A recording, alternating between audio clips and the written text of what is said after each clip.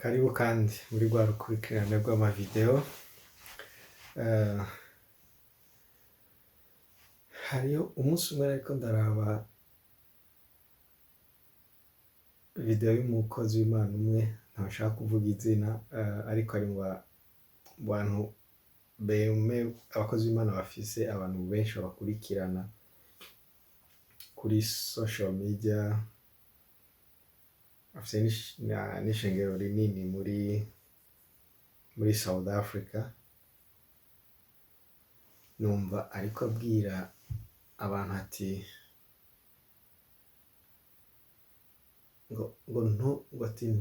ntuzopime uvuge umukozi w'Imana nabi.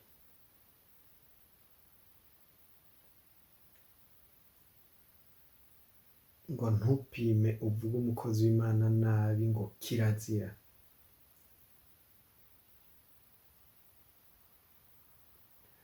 Bose uwa mbere ndabaze kumva benshi babivuga. Ikibazo nama nca nibaza ni eske kw'isi ninde muntu akwiye kuvugwa nabi? Ninde muntu dukwiye gutuka, dukwiye kuvuga nabi, dukwiye gukorera ikibi abibereye? Sinibaza ko hari umuntu Imana yaremye kugira avugwe nabi, atukwe. Ubiravye uza gusanga ni faso yo kumanipira abantu. Hari ukuntu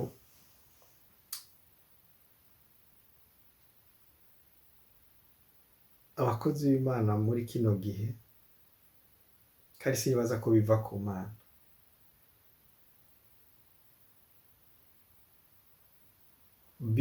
bigisha abantu cane bo, donc bazana abantu kuri bo aho kubazana kuri Kristo.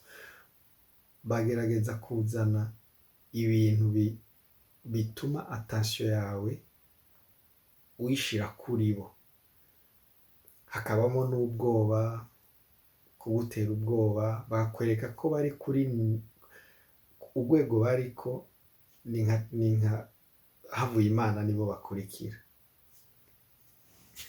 Iyo si impwemu iva ku Mana, kuko Kristo niwe yahawe ububasha bwose kw'isi no mw'ijuru. Nta wundi muntu n'umwe kw'isi mu bafise inyama n'amaraso Imana yahaye ububasha bwose, iranamubwira ati ukoresha ico ushaka uko ushaka. Ubwo twese Imana irinze guha ububasha,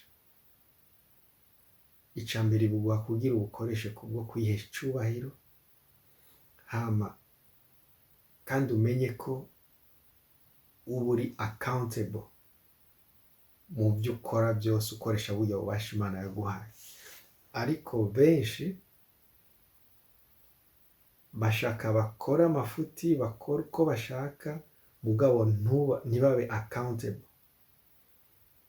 Nico gituma baca bakoresha ayo majambo y'amamanipulation, bakabwira ati ntuzovuge nabi umukozi w'Imana. Yes, si vyiza kuvuga nabi umukozi w'Imana, kandi si umukozi w'Imana gusa, n'umuboyi ujya ukoresha mu nzu, umukozi wo mu nzu, bajya twita ngo ababoyi, umutaxi vero, abamotari, umuntu wese yaremwe n'Imana akwiye kubahwa. Ariko bo bagushira ahantu bakwereka ko bo bari hejuru y'abandi bose, ariko ibyo nta na hamwe uzobisanga muri iki gitabo. Bible iratubwira ko turi umubiri wa Kristo, Kristo ni umutwe, twebwe tukaba ingingo z'umubiri. Ntayivuga ngo iyi parti y'umubiri iraruta iyindi. Twese turi muri Kristo kandi turi anointed, ariko bo siko babyumva. N'abakristu benshi kubera badasoma ijambo ry'Imana ntabyo bazi. Nicyo gituma mu maposite nandika uhabona abantu bandika munsi ati Gigi barya abakozi b'Imana ngo bari anointed, ngo attention, kubera iki bafise ubwoba. Barabashizemo ubwoba, baratinya. Bandi majambo, si urukundo bakunda Imana, donc ntibari free, babayeho mu bwoba, batinya abantu.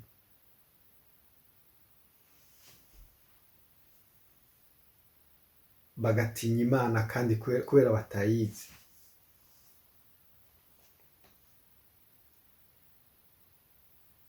Birababaje n'ukuri.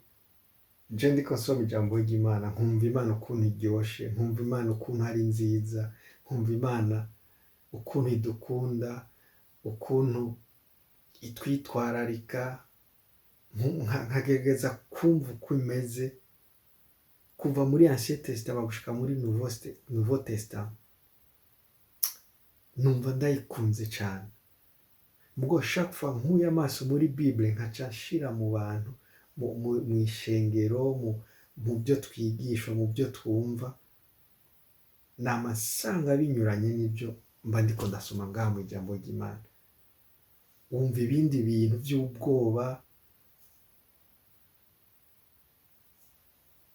Munyumve neza ndiko mvuga ko Imana iryoshe kandi iduha umwidegembyo. Sindiko mvuga ba bandi nabo baca baja ku yindi extreme yo gukoresha umwidegembyo mu gukora ibyo bashaka, mu gukora ibyaha, mu kugira iki. No.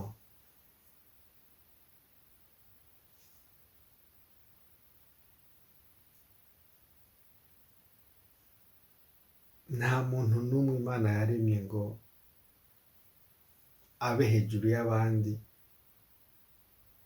hama yikomporte uko ashaka, uburyo yokora n'amakosa ntuyavuge, ntabe accountable.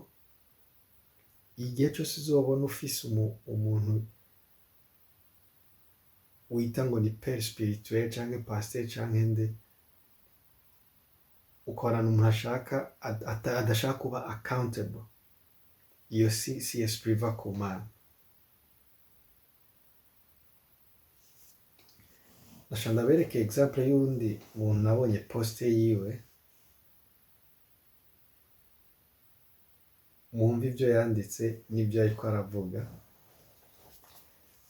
We yanditse mu Gifaransa, ndagerageza kubishira mu Kirundi. Yanditse avuga ati ngo reka ndakubwire canke ndakuburire, canke sizi ko ariko bivuga mu Kirundi, un petit clin d'œil. Yariko abwira ngo abantu bose bavuga nabi abakozi b'Imana, bavuga abakozi b'Imana, ngo menya ko acatanga exemple ati Moise, Imana yonyine niyo yacertifiye ko Moise yapfuye, yitavye Imana. Ngo wasizwe amavuta, utasize amavuta uramusengera ngo ntumuvuge nabi. Ngo iyo uvuze nabi umukozi w'Imana, ni nkuko ngo uba urungitse email ku Mana wibwira ati we ntuzi gutora ibikoresho. Kandi ngo umuntu afise iyo attitude ngo ntashobora kuramba. N'ibindi nibaza sizi nabisigiye neza mu Kirundi, biri mu Gifaransa. Nibaza ko mwatahuye neza message yiwe musomye mu Gifaransa. Ariko uriko uraraba nk'ibibazo umuntu aca yibaza ni eske turetse umukozi w'Imana ninde wundi muntu akwiye kuvugwa nabi? N'utari umukozi w'Imana ntakwiye kuvugwa nabi. Ikiremwa muntu cyose gikwiye kubahwa, ko twese twaremwe mu ishusho ry'Imana. Hama ikindi nca nibaza nk'uyu muntu question mubaza ni ndiko ndaraba ibihugu by'abarabu, hari abakristu benshi bariyo birirwa baricwa, birirwa bakererwa amazosi kubera izina Yesu, kubera izina Kristo.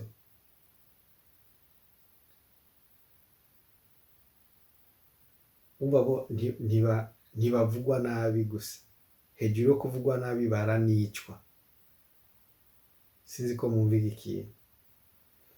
Mpambona amatemonyage ukazona hashize nk'amezi umuntu umwe Yesu yagendeye muri barya bakereye amazosi, barya abakozi b'Imana, akavuga ati Imana yarangendeye iranyereka urukundo rwayo, hama ngo nije nahishe abakozi b'Imana aba n'aba, none ngo ndashima Imana kubw'urukundo rwayo. Sinzi ko muriko murumva, uriko urasoma iyi poste y'uyu muntu urabona ko ariyo ni nk'iterabwoba, kandi harimo na orgueil irenze, kuko ucumenga uyu pere spirituel wiwe donc ni nk'Imana, kumwe nababwira ati ahantu bishize bameze nk'Imana. Mu yandi majambo ico bokora cose ninaco gituma baca bipermeta gukora amafuti, kuvyola abakobwa, abagore b'abandi, hama ibyo byose bagashaka babikore, canke gutwara amahera abantu, ahubwira ati zana amahera Imana izoya multiplier. Igihe cyose umaze kwiha ububasha ukigira ko ari wewe, donc ibyo ukora byose ntihagire n'ubivuga, ntihagire niyo ukoze amakosa ntihagire ugukosora, umusanzu niwe uba uriko wishira mu bibazo, kuko umwana w'umuntu ntafise iyo kapasite yo kugira ububasha bwose. Usanga watanguye gukora amafuti.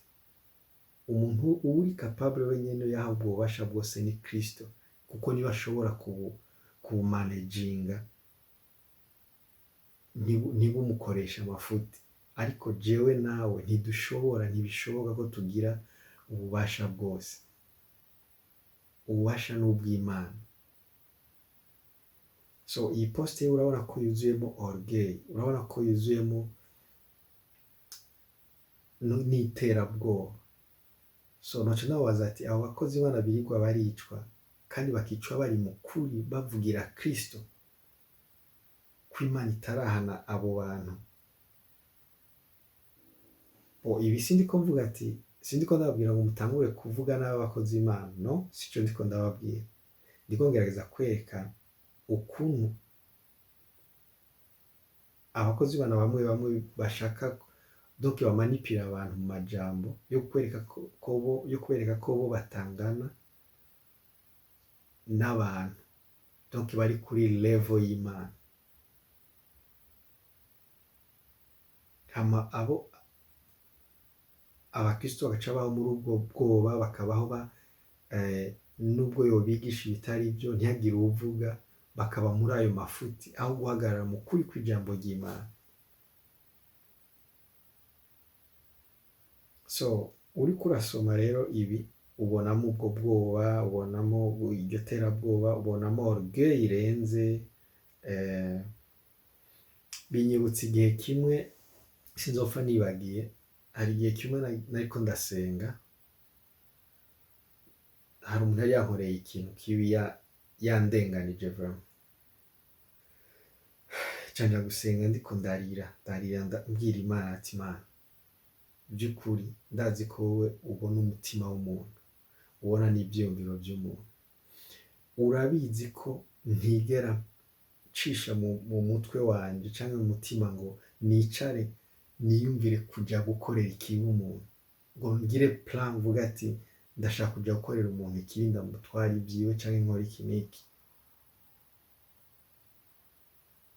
Nari meze nk'uriko aburanya Imana mvuga ati ibyo urabizi ko ibyo ntabikora, none kuki upermeta ko abantu baza bakandenganya gutya? Numva mpamwe yarambwiye ati ngo nube parufe nk'uko so wo mu ijuru ari parufe. ndicara ndiyumvira ashatse kuvuga iki. Arabandanya ati ilevure ntuhora ujya gucokoza abandi, ntuhora wiyumvira ngo ukorere ikibi umuntu, ariko hariyo n'abandi badakijije ibyo byose nabo bameze uko, badacokoza umuntu, badaplanifika ikibi ku muntu. Ati rero nugera ahantu aho bagukorera ikibi ariko ukanuma ukabaharira, sinzi ko muriko murabyumva, muriko murabitahura. Ati ndashaka kugeraho bagukorera ikibi, ubwo kuntu udakorera ikibi abandi bagukorera ico kibi, mugabo unume ubaharire. Arabandanya ati iyo uvuze ngo kuki abandi baza bakakurenganya, none nashaka kubaza wewe urinde, uri igiki, urinde batorenganya? Sinzi ko mwumva ahantu. Ubusanzwe iyo ni orgueil nari mfise, kandi sinari ndabizi ko ari na orgueil. Ntangura gutahura, atangura kuntahuza ambwira ati urinde wowe batorenganya. Ati Kristo baramututse, baramukubise, baranamwishe, ntiyigeze akora ikibi yishura abo bantu bamugira ibyo byose, ahubwo yabandanije abakunda. None wewe urinde ku buryo abantu batokurenganya. So iyo mbonye rero poste nk'iyi, uwo muntu avuga ngo ntuvuge umukozi w'Imana nabi, ntugire iki, iyi ni manipulation. Aba ni abantu babaye brainwashed. Nk'uyu ntashobora, hakenewe intervention y'Imana yonyene nishobora kumutahuza eta arimo, kuko we azi ko ari mukuri, ariko donc ashira imbere. Nk'uyu ubona akunda cyane uyu mu père spirituel wiwe kuruta meme Kristo. Mvuze gutyo kubera hari abantu benshi birirwa barogota ku Mana, hari abantu benshi birirwa bavuga nabi Kristo, ariko sindabona abandikira poste nk'iyi, sindabona ahaguruka avuga ati abo bantu bavuga Imana nabi, Imana yanje, abantu bavuga Kristo nabi, ibyo byose sindabona. Ntashobora guhaguruka avuga ati reka kuvuga Imana nabi, reka kurogota ku Mana. Mugabo iyo bavuze umu père spirituel wiwe, uwo yitwa ngo papa we w'umwuka, aca ahaguruka, baca batangura kwandika amaposte nk'aya. Abantu benshi bigishwa abakozi b'Imana, bakurikira abakozi b'Imana aho gukurikira Kristo. Inyigisho nyinshi twigishwa ni inyigisho z'abana b'abantu, nta Mana irimo, kuko inyigisho z'Imana, amajambo y'Imana yose adutumbereza ku Mana, adutumbereza kuri Kristo. Ariko amaposte nk'aya uriko urayasoma, urabona by'ukuri ko atari Imana. Baravuga Imana ku munwa, mu majambo mpwemu yera Imana. N'ubu urabona ngaha izi hashtag ngo live the word by his spirit. Spirit aguma agaruka, Jesus aguma agaruka mu kanwa, Imana, ariko nibyo mu kanwa gusa, kandi birashobora kugukanga. Umuntu baba bemera by'ukuri aba ari wa mu père spirituel wawe. abantu benshi barabaye manipule, barabaye brainwashed, ariko ntabyo bazi. So abantu nk'aba no kubandanya umuntu abasengera kandi anababwira ukuri kw'ijambo ry'Imana nk'uko kumeze.